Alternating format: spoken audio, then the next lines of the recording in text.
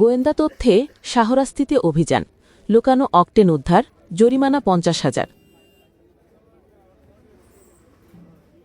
Digital পাল্লা ও digital পাল্লার servicing পেতে আজই যোগাযোগ করুন অক্সিজেন হার্ডওয়্যারে, দোয়াভাঙা, শাহরাস্তি, চাঁদপুর।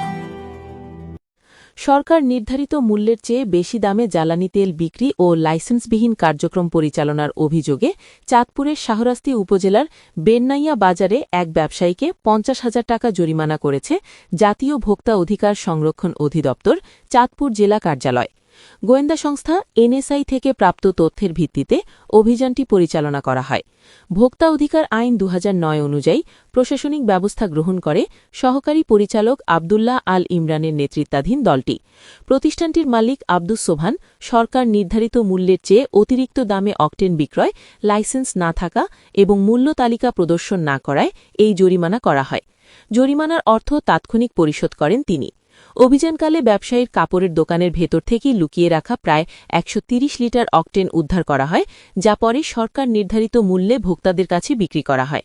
এ সময় ভবিষ্যতে অনিয়ম না করার মৌখিক অঙ্গীকার করেন অভিযুক্ত ব্যবসায়ী।